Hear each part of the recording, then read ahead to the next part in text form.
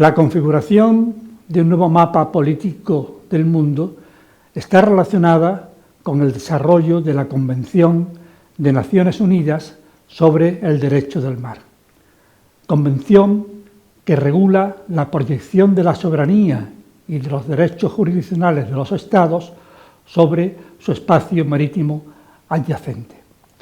Este es un proceso que tiene lugar fundamentalmente a finales, último tercio del siglo XX y el tránsito al siglo XXI. El resultado es que estamos asistiendo a un cambio geopolítico impulsado por la transformación de la base territorial de los Estados al incorporar grandes extensiones del espacio marino adyacente a sus costas. Para el desarrollo de este tema veremos primero algunos conceptos básicos que permiten definir el territorio marítimo. Pasaremos después a describirlo de acuerdo con los conceptos que están regulados en la Convención y de ahí veremos algunas de las consecuencias globales de mayor entidad, especialmente el tránsito de unas cuencas oceánicas a escala global que han sido de acceso libre, bienes comunes, a un océano fragmentado. Finalmente, y para ilustrar la entidad y la importancia que tiene esta configuración territorial de los Estados y este cambio geopolítico, haré referencia a algunas de las crisis políticas y geopolíticas que han surgido en las últimas décadas e ilustran, creo que de una manera muy significativa, el papel, el alcance y la dimensión que tiene este cambio de naturaleza territorial. Bien, podemos afirmar que la extensión de la soberanía y de los derechos jurisdiccionales de los Estados sobre el espacio marítimo adyacente configura una nueva realidad geográfica, una nueva geografía política que altera los equilibrios territoriales establecidos tradicionalmente cuando los Estados se han basado fundamentalmente en su base territorial emergida. Bien, estamos por tanto asistiendo a un proceso de transformación de la base territorial de los Estados y entendemos por territorio el espacio donde adquiere validez el orden jurídico del Estado, tal como lo estableció el tratadista Kelsen.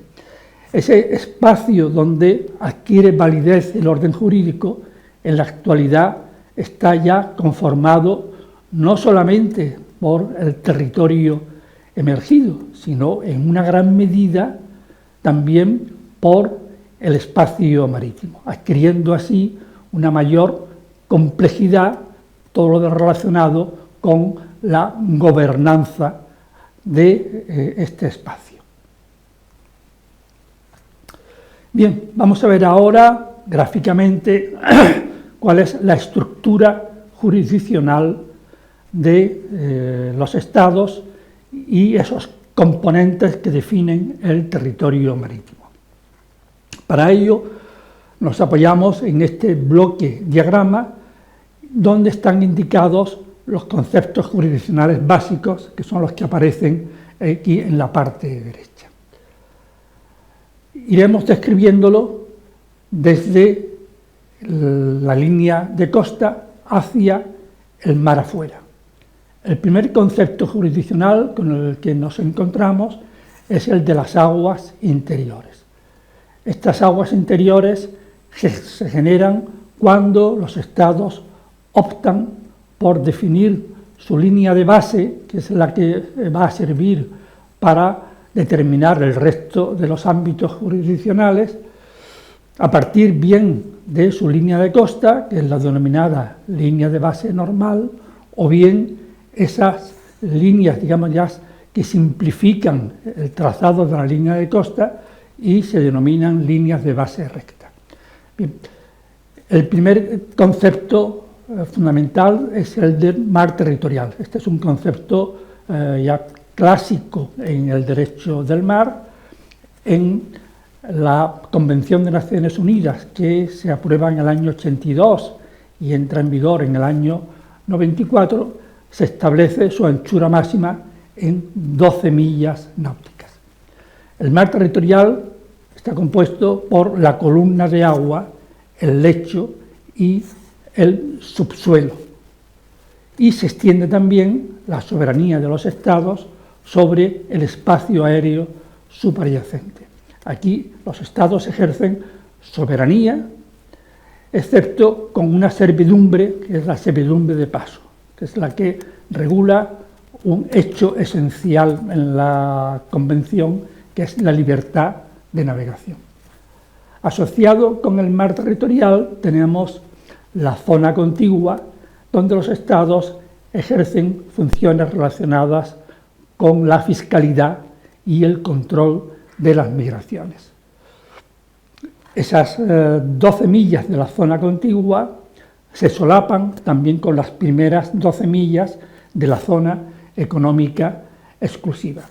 Este es ya un concepto que altera de manera significativa esa estructura jurisdiccional de los estados al incorporar una franja de aguas, lecho y subsuelo con una anchura máxima de 200 millas. La peculiaridad de este ámbito jurisdiccional es que los estados no ejercen soberanía, es decir, no determinan la titularidad del territorio, sino de los recursos naturales que contiene. Y además tiene que ser compatible con los derechos jurisdiccionales de terceros estados en relación con el tendido de cables y tuberías submarinas. La regulación fundamental en la zona económica exclusiva es que es libre para la navegación.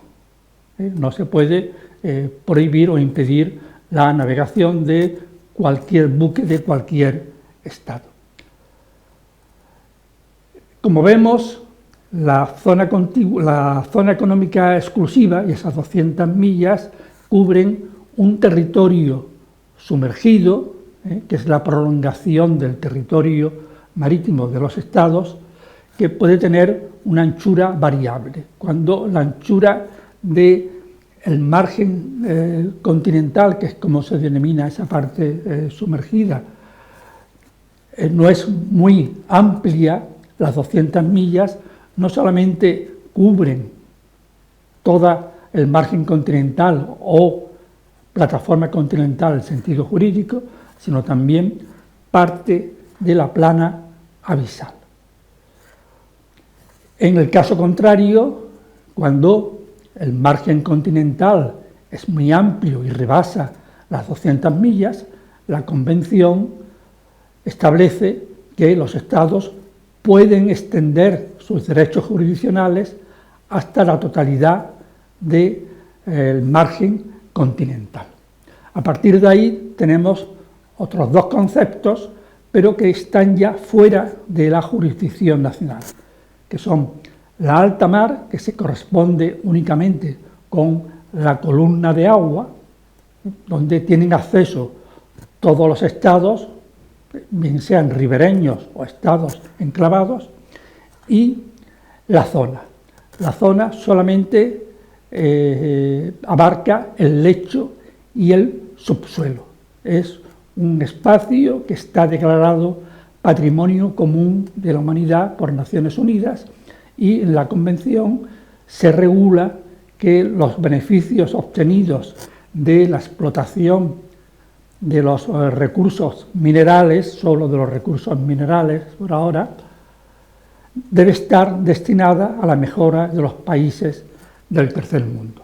Bien, tenemos por tanto esos conceptos que están ligados a la soberanía y derechos jurisdiccionales de los estados, y otros dos, la alta mar y la zona, que se sitúan fuera o más allá de la jurisdicción nacional. En esta otra ilustración vemos la complejidad que adquiere ya el territorio marítimo debido a esa variedad en los regímenes jurídicos de los distintos ámbitos marítimos. Aquí lo que se trata de mostrar es cómo la alta mar, que es un espacio de acceso libre, en parte puede descansar sobre un territorio que está bajo la jurisdicción nacional. Es decir, que los estados ribereños, para acceder a su plataforma continental, pueden hacerlo desde un espacio que es libre, de acceso libre para todos los estados. Bien, ¿cuáles son los resultados a escala global, ¿no?, de este proceso de expansión jurisdiccional de los estados sobre el espacio marítimo adyacente? Bien, en este mapa vemos cuál era la situación antes de que se iniciara este proceso en la década de los 70. Las cuencas oceánicas, casi en su gran totalidad, eran un espacio de acceso libre, es decir, bienes comunes. A partir de la generalización de esta ampliación jurisdiccional, las cuencas oceánicas están ya fragmentadas.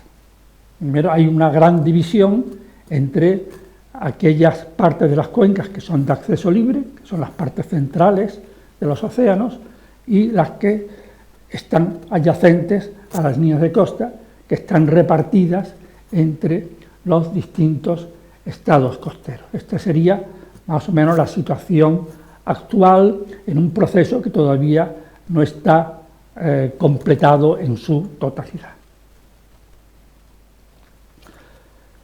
En cuanto a cómo se ven afectadas las jurisdicciones del planeta y de las cuencas oceánicas, es decir, a escala global, aquí están representados cuál es esa división entre espacios bajo jurisdicción nacional y espacios fuera de la jurisdicción nacional.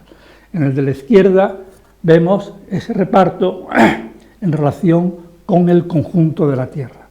Ahí esa distribución es aproximadamente de un 60% para los espacios bajo jurisdicción nacional, que están conformados por las tierras emergidas, la zona económica exclusiva y la plataforma continental, en los casos en los que se haya delimitado, y por otra parte aproximadamente un 40% que está fuera de la jurisdicción nacional y están compuestos por la alta mar y la zona.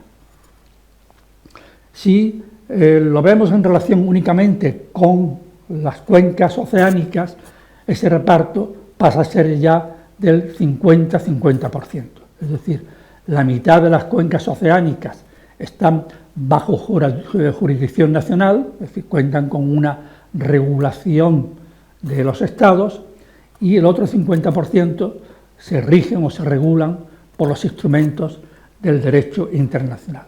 Bien, esto ya nos da una idea de la complejidad que adquiere la gobernanza de los océanos, puesto que se regula por instrumentos de distinta naturaleza jurídica. En un momento en el que los océanos empiezan a jugar un papel clave en procesos de transformación como el calentamiento global, este hecho tiene una incidencia clara y determinante en cómo se regulan, en la capacidad que tienen los estados y la comunidad internacional y de organismos internacionales para operar, regular y tomar medidas en estos espacios. Bien, en esta parte vamos a ver ya la incidencia a nivel de los estados. Bien, un hecho clave es el dato que aquí aparece, y es que de los 158 estados costeros de la totalidad de estados miembros de Naciones Unidas, en 99 el territorio marino es mayor que el territorio terrestre. Pero además, en 60 de ellos, la superficie marina ya representa más del 80%. Bien, este es un cambio de una evidente trascendencia, puesto que los estados deben operar ya sobre un territorio que es esencialmente marino, para lo cual se requieren medios, instrumentos y normativas específicas. Desde un punto de vista geopolítico, ese resultado, esa consecuencia, la podemos ver expresada en este ranking donde aparecen los estados según el tamaño de su territorio y su composición. Es decir, la parte verde es la parte terrestre, la parte azul la zona económica exclusiva y la parte roja la plataforma continental más allá de las 200 millas en los casos en los que este ámbito cabe delimitarlo. Bien, vemos que los estados que ocupan los primeros puestos en el ranking, en algunos de ellos el territorio terrestre todavía domina sobre el resto del territorio marítimo. Bueno, es el caso evidente de la Federación de Rusia, en el que el espacio marítimo, en términos absolutos, aun siendo de una gran extensión, sin embargo, no llega a superar al ámbito terrestre. En otros casos, tenemos que estados cuyo puesto en la parte superior del ranking se debe no a la amplitud de su territorio terrestre, sino de su territorio marítimo. Son casos de especial significación, como Francia o Reino Unido, por una circunstancia especial, es que son antiguas potencias coloniales que han conservado algunos restos de esos territorios, generalmente pequeñas islas oceánicas, pero que como islas oceánicas tienen la capacidad de poder extender su ámbito jurisdiccional hasta el máximo que permite la Convención. En la parte que está separada vemos otro conjunto de casos también de una especial significación, son los de los pequeños estados insulares. Muchos de ellos son estados en desarrollo. En numerosos casos son territorios esencialmente oceánicos. Así ya los denominan algunos expertos, estados oceánicos, en los que, como vemos, lo que domina es el color azul, es decir, tienen un territorio casi en su totalidad compuesto por los océanos. Para estos estados pequeños, en desarrollo, es todo un reto, puesto que el control y la gestión de esas grandes masas oceánicas requieren medios que en la mayoría de estos casos no están al alcance de estos estados. Aquí vemos una síntesis entre los 10 primeros, el top 10. Están separados por una parte, a la izquierda, los que tienen un territorio terrestre que es mayor que el marítimo. Aquí hay 4 estados, son la Federación Rusia, Canadá, China y Brasil. De una especial significación es el caso de China, puesto que su componente marítimo es muy reducido. Y eso explica, como ahora veremos, algunas de las iniciativas de gran alcance geopolítico que ha tomado este país. En la parte de la derecha vemos los 6 casos en que estamos ante la situación opuesta. Es decir, son estados cuyo territorio marítimo es mayor que el terrestre. Tenemos casos que se explican por las características geográficas, como serían Australia, que es una gran isla, es decir, puede generar a su alrededor, digamos, todas estas jurisdicciones, o el caso de Nueva Zelanda, todavía más evidente, y, como no, los casos de Francia y Reino Unido, en los que ese papel, ¿no?, que tuvieron como potencias coloniales les ha permitido ahora conservar o extender su jurisdicción sobre amplias masas oceánicas.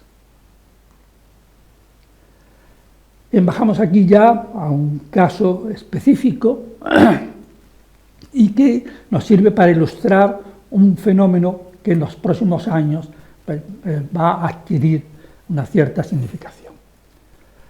En la parte de arriba tenemos el caso de Portugal, que es un estado cuya base territorial continental es muy reducida, no llega a los 200.000 kilómetros cuadrados, pero que su configuración geográfica, es decir, compuesta por una parte continental y otra parte insular, le permite, a partir de esos dos archipiélagos oceánicos, extender su jurisdicción sobre una masa marítima que supera los 4 millones de kilómetros cuadrados. En la parte de abajo tendríamos el caso opuesto de un estado de base básicamente continental, una potencia económica, los dos son miembros de la Unión Europea, ¿no? Alemania es el líder económico, pero cuya situación geográfica no le permite extender su jurisdicción sobre amplias masas oceánicas, porque tiene que repartir con los estados con los que se solapa, estados adyacentes u estados opuestos. Bien, ¿qué papel va a tener este cambio territorial en el futuro, ¿no?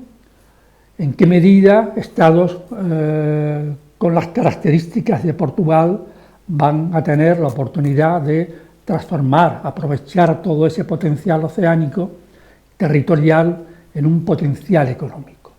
Esto es lo que todavía desconocemos con detalle. No obstante, ya algunos organismos internacionales como la OCDE ya han empezado a elaborar unos primeros informes sobre la importancia que en el próximo futuro va a tener la economía marítima. Este es el caso de España. España, aunque no adquiere las características de Portugal, pero sin embargo, también por su estructura geográfica, ¿no?, una península y dos archipiélagos, pues le permite extender su jurisdicción sobre un amplio espacio marítimo. Aquí aparece ese espacio marítimo tal como está zonificado para aplicar algunas de las normas de la Unión Europea que ya se aplican sobre el espacio marítimo. Son la Estrategia Marina y la Directiva sobre Ordenación del Espacio Marítimo.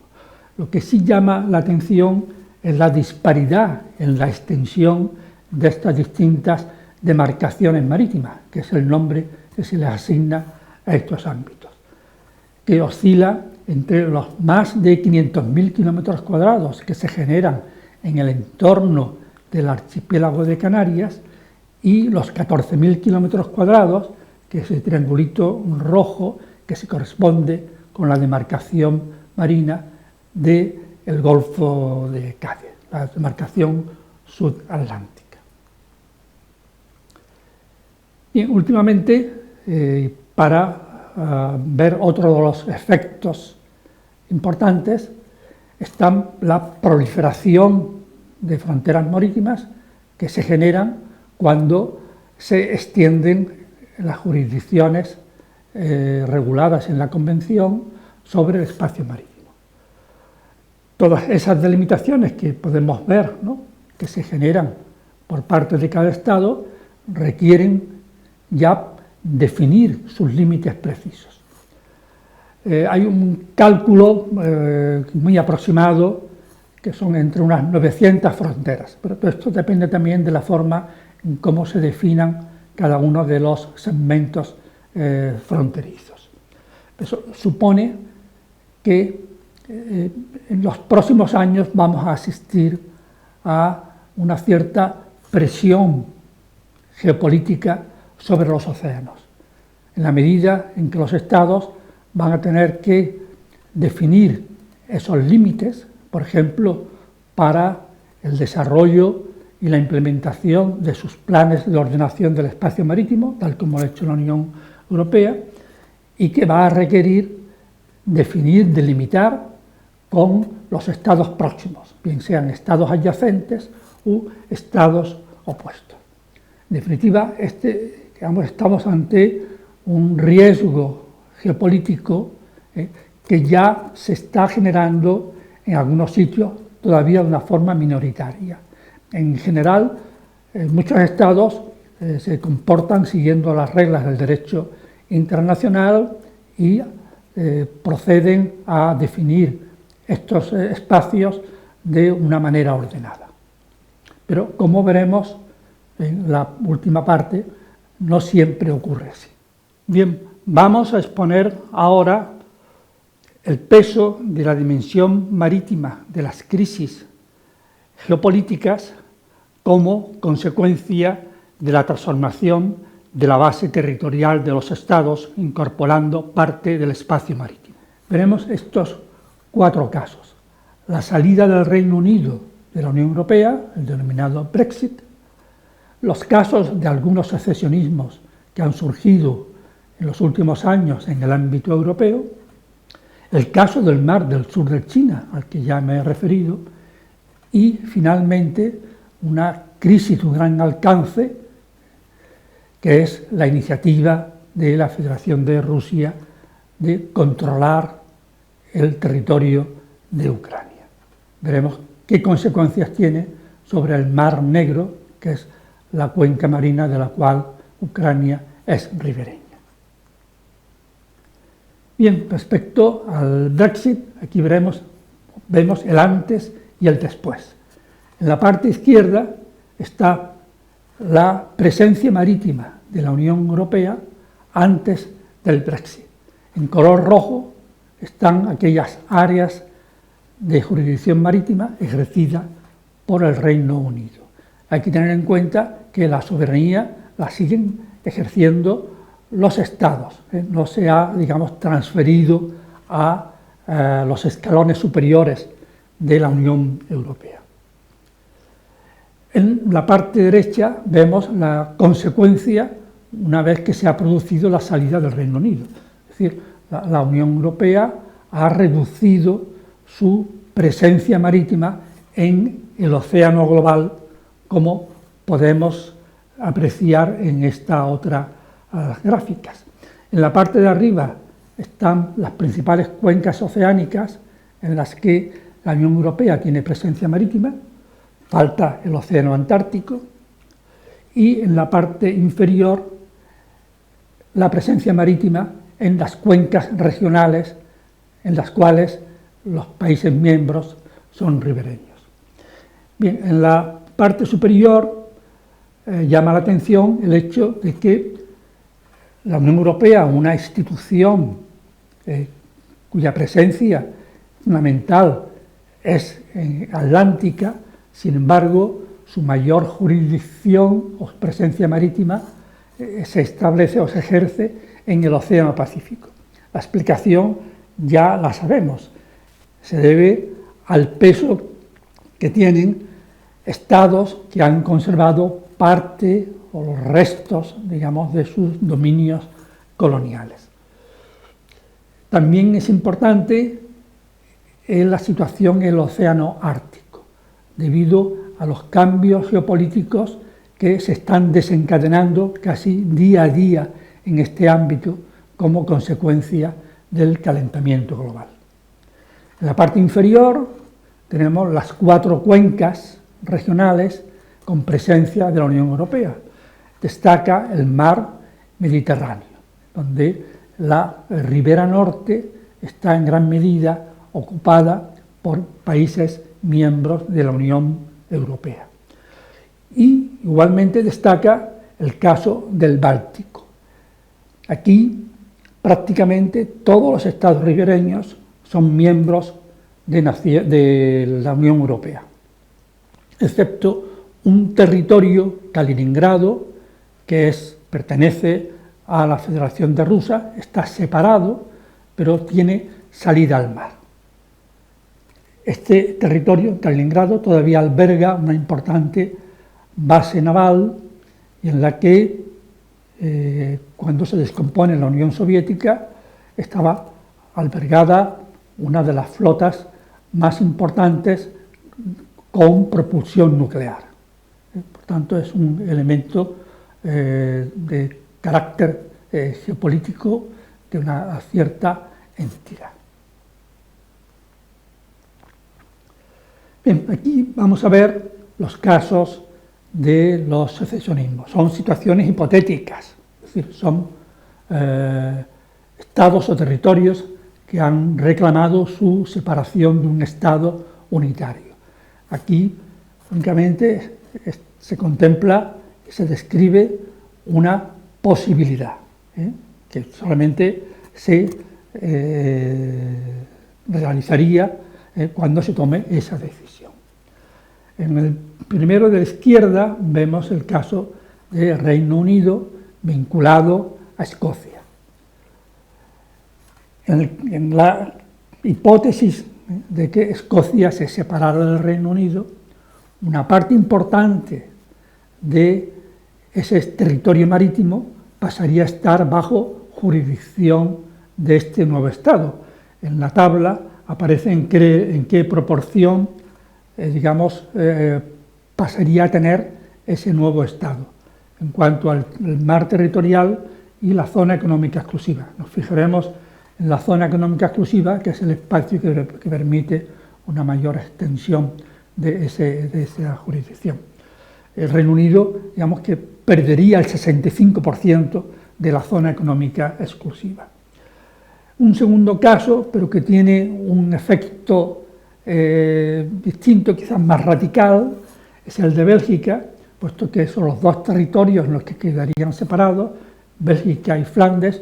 Uno pasaría a ser un estado sin litoral, Bélgica, mientras que el acceso al mar quedaría únicamente adscrito al caso de Flandes, ¿no? Aunque el espacio marítimo sobre el cual se ejerce jurisdicción es muy reducido. Y últimamente, el tercer caso, el de Cataluña, en el que la pérdida de zona económica exclusiva para el Estado unitario, para España, no pasaría del 4,5%. Insisto, son hipótesis, pero que reflejan las posibilidades, el potencial de conflictividad que va asociado a este cambio geopolítico. Bien, este es el caso de China y el mar del sur de China.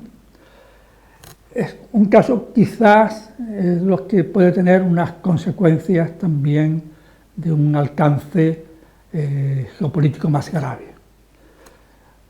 Sobre todo por la forma en la que China ha procedido a reclamar su expansión jurisdiccional. Aquí vemos que hay una serie de líneas discontinuas, 10, las que se conocen en inglés como las dashed line, que son las que China utiliza para definir esa lengua oceánica separada de su territorio. Bien, este procedimiento no está contemplado en la Convención. Y además supone utilizar algunos territorios cuya soberanía todavía es indefinida, generalmente de origen coralino, para extender la zona económica exclusiva. Este tipo de territorio, en la literalidad de la Convención, no pueden ser utilizados para generar zona económica exclusiva, ¿no? Puesto que se requiere que esos territorios puedan tener vida económica propia. Pero, ¿qué otro proceso está asociado a esta reclamación? Pues como se ha visto ya en multitud de ilustraciones de los medios de comunicación, China ha procedido a rellenar algunos de estos territorios coralinos de manera que le permite localizar infraestructuras que permitirían demostrar que esos territorios pueden tener vida económica propia. Hay que tener en cuenta además que en esa lengua, digamos, marítima que se reclama está incluida la isla de Taiwán, últimamente también sometida a un cierto estrés y presión por parte de China respecto a la posibilidad, digamos, de ser invadida. Como digo, es un caso cuyas consecuencias geopolíticas tendrían un alcance, digamos, de una mayor gravedad. Por último, el caso de Ucrania, Federación Rusia, y su salida al Mar Negro. Bien, en este mapa está la situación inicial, antes de que Rusia tomara la iniciativa de ocupar la península de Crimea. La península de Crimea además tiene el interés de que aquí estaba situada la base de la segunda gran flota en la que está dividida, digamos, el poder naval de la Federación Rusa. Rusia tiene un problema, digamos, de acceso al océano global, o al menos a las zonas, digamos, de gran interés geopolítico. Una de ellas sería vía el Mar Negro, Mediterráneo y, utilizando el estrecho de Gibraltar, salida al océano Atlántico. En este caso, la jurisdicción que estaría asignada, que es un cálculo también provisional, hipotético, no llega al 15% de la extensión de esta cuenca. En esta cuenca además se encuentran otros dos países que son miembros de la Unión Europea, Rumanía y Bulgaria, y Turquía, que también ejerce jurisdicción sobre una extensión considerable, supera el 40% de la cuenca del Mar Negro. Esta sería la consecuencia hipotética en el caso de que la Federación Rusa llegara a controlar la totalidad o parte del territorio de Ucrania, especialmente la línea de costa que le permitiría extender la jurisdicción sobre la cuenca oceánica. Como vemos, todos estos casos ilustran muy bien cuál es la dimensión geopolítica de este fenómeno y cómo la modificación de la base territorial de los estados pues desencadena toda una serie de hechos y fenómenos de una entidad, digamos, considerable. Bien, para los interesados en este tema, aquí he incluido algunas fuentes que son básicas y fundamentales. En primer lugar, la de Naciones Unidas, que es la página web específica dedicada a los asuntos marinos y el derecho del mar, la que se conoce como DOALOS. En esta página se encuentran documentos oficiales que los propios estados generan en estas reclamaciones jurisdiccionales. Son documentos jurídicos, normas jurídicas o bien también cartografía, documentos cartográficos. Tiene todo esto un gran valor, sobre todo porque es la documentación oficial que se genera por cada estado.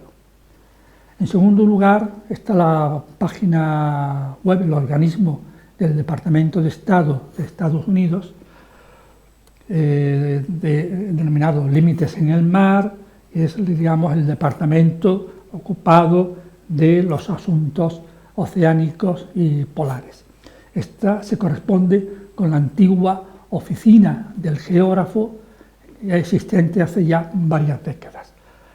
En este caso, no solamente también se puede acceder a gran parte de la documentación oficial, sino que también están incluidos análisis que desarrolla el propio Departamento de Estado sobre las iniciativas de cada estado, y donde expresa su aceptación o disconformidad con la iniciativa correspondiente tomada por cada estado. Tiene, digamos, una fuente de una gran utilidad. Luego tenemos estas otras tres, el Sea Around Us pertenece a una institución académica, la Universidad de British Columbia, está orientada, enfocada fundamentalmente a la pesca, pero también proporciona información cartográfica de una gran utilidad, en la que además se pueden descargar, ¿no?, esa cartografía.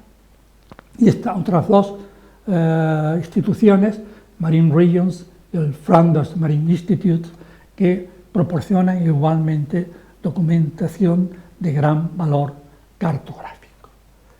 Bien, esto es todo en relación con este tema relacionado con la nueva base, el nuevo mapa político de los estados.